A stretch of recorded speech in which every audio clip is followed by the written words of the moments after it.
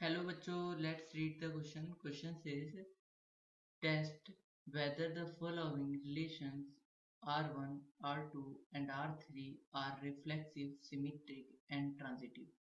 R3 on R defined by A comma B belongs to R3 implies by A square minus 4AB plus 3B square equals to 0.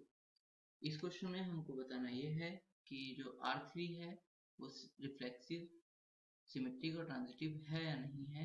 जो R3 को define किया गया है वो real number पे define किया गया है और वो ए रिलेटेड होगा बी पे या ए मैप हो रहा होगा बी पे कब, जब A square minus 4ab plus 3b square जो हो 0 के इक्वल। नाउ हम क्वेश्चन को करने के लिए हम इसका की कॉन्सेप्ट समझते हैं। तो की कॉन्सेप्ट है रिफ्लेक्सिव। अगर कोई रिलेशन R है जो A से A पर है, देन रिफ्लेक्सिव तब बोलते हैं कि फॉर एवरी एलिमेंट, ये सिंबल है फॉर एवरी का, तो for every element A belongs to set A, जो सारे एलिमेंट जो कैपिटल A में बिलोंग करते हैं, सेट A में बिलोंग करते हैं, तो A कॉमा A जो है वो रिलेशन में बिलोंग करना चाहिए, R में बिलोंग करना चाहिए, तो हम इसको रिफ्लेक्सिव बोलते हैं। और सिमेट्रिक कब बोलते हैं? सिमेट्रिक सिमेट्रिक बोलते हैं रिलेशन R को जब R A to A define है और जब अगर if A comma B belong कर रहा है R में, देन B कॉमा A भी बिलोंग करे R में, तो सिमेट्रिक बोलते हैं। और ट्रांजिटिव कब बोलते हैं?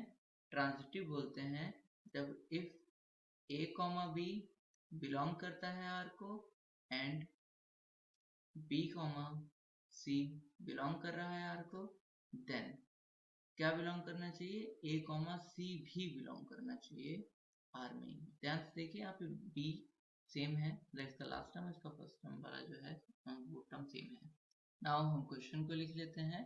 तो जो इसमें A कॉमा B बिलोंग करेगा R3 को कब, जब A square minus 4ab plus 3b square equals to 0 होगा। तो नाउ हम सबसे पहले रिफ्लेक्सिव चेक कर लेते हैं। तो रिफ्लेक्सिव को चेक कर लेते हैं। तो रिफ्लेक्सिविटी चेक करने के लिए हम करते हैं कि हम सबसे पहले एक एलिमेंट ए लेट कर लेते हैं जो रियल नंबर से बिलोंग करता है।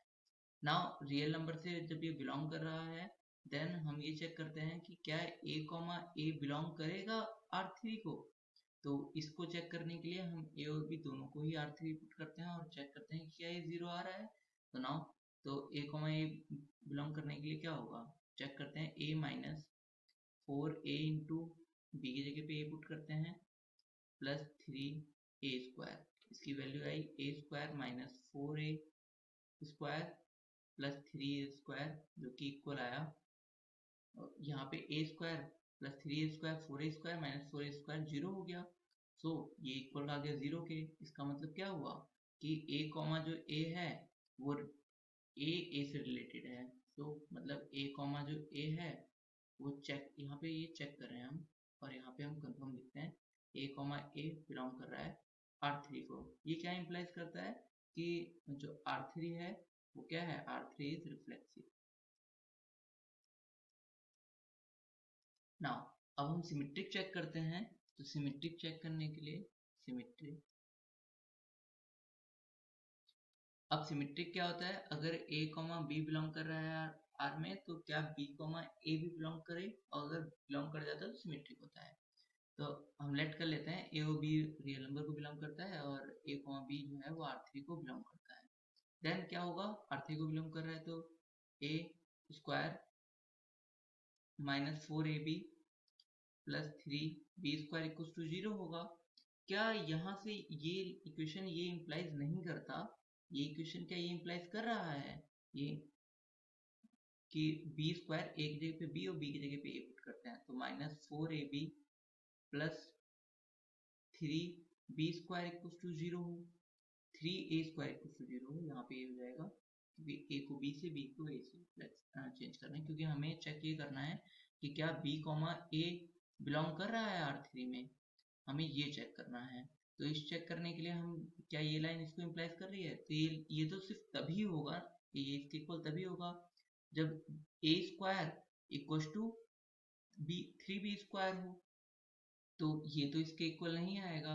हम इसको काउंटर एग्जांपल से भी समझ सकते हैं कि अगर हम a की वैल्यू जो है वो हम ले लेते हैं 6 एंड b की वैल्यू पुट कर लेते हैं 2, तो यहाँ क्या होगा कि इसकी वैल्यू 0 हो जाएगी, यहाँ इस वाले टर्म की वैल्यू कम्प्लीटली 0 हो जाएगी। a² कितना हो जाएगा, 36 हो जाएगा, -4 इंटू a इंटू b 12, तो 4 इंटू 12 प्लस 3 इंटू b² 4 हो जाएगा, और इसको सॉल्व करेंगे तो 36 माइनस 48 प्लस 12 और 36 प्लस 12 माइनस 48 इक्वल्स टू 0 हो जाएगा, तो ये इक्वल्स टू 0 आ गया।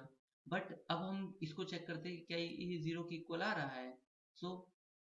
सो हम इसको चेक करते हैं कि जब b² करते हैं 4, नाउ b का स्क्वायर करेंगे तो 4 हो जाएगा, और माइनस 4 इंटू 6 इंटू 2 कितना हो जाएगा 12 प्लस 3 इंटू a² मतलब 6 का स्क्वायर, जो कि हो जाएगा 4 माइनस 48 प्लस 36 इंटू 3 108 प्लस का, और इसको ऐड किया तो ये आया 112 माइनस 48, और तो ये आया 64।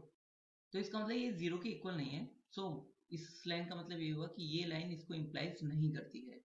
इम्प्लाइज नहीं करने का मतलब क्या हुआ कि b² minus 4ab plus 3a² does not equal to 0, और need not to be equal to 0, जरूरी नहीं है, हो भी सकता है पर जरूरी नहीं है कि 0 ही हो। जब बिल्कुल कंफर्म होता है 0 ही होता है तभी हम इसको 0 लिखते हैं। नाउ तो यहाँ पर ये हो जाएगा कि so b, a does not belongs to R3। So ये इसका मतलब क्या हो गया, a, b बिलोंग कर रहा है R3 पर, b, a जो है वो बिलोंग नहीं कर रहा है। सो R3 is not symmetric. Now हम अब चेक कर लेते हैं ट्रांजिटिव को। तो ट्रांजिटिव के लिए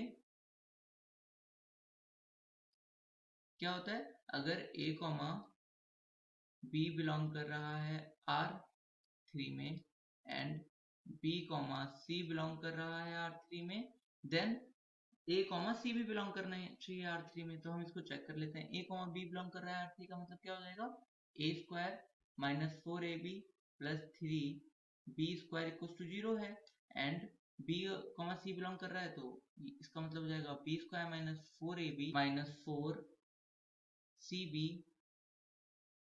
प्लस 3c² इक्वल टू 0। तो नाउ अब हमें चेक करना है कि a c से रिलेटेड है या नहीं। तो उसके लिए हमें चेक करना होगा a² minus 4ac plus 3c² 0 के इक्वल है या नहीं। तो हम क्या करते हैं कि a² की वैल्यू यहाँ इस इक्वेशन से, मतलब a² यहाँ से क्या हो जाएगा minus 3b² plus 4ab, and यहाँ से हम 3c² की वैल्यू निकालते हैं, तो ये हो जाएगा माइनस b² प्लस 4cb, और इसके अंदर पुट करते हैं। तो हाँ, इसके अंदर हम पुट कर लेते हैं, तो a² की वैल्यू पुट करेंगे तो क्या हो जाएगा minus 3b² plus 4ab minus 4ac minus b² minus 3c² की वैल्यू पुट कर रहा हूँ प्लस 4cb। अब यहाँ पर माइनस 3b² है, यहाँ पे माइनस b² है, ये हो जाएगा माइनस 4b², और अब इन तीनों टर्म को लिख लेते हैं, तो plus 4ab minus 4ac plus 4cb, जो कि 0 के इक्वल नहीं है, डज नॉट इक्वल टू 0। सो ये 0 के इक्वल नहीं आया, तो इसका मतलब ये इंप्लाइज करता है कि a c से रिलेटेड नहीं है, मतलब a, c order pair R3 में से बिलोंग नहीं करता है। तो ये इंप्लाइज करता है कि R3 is not transitive.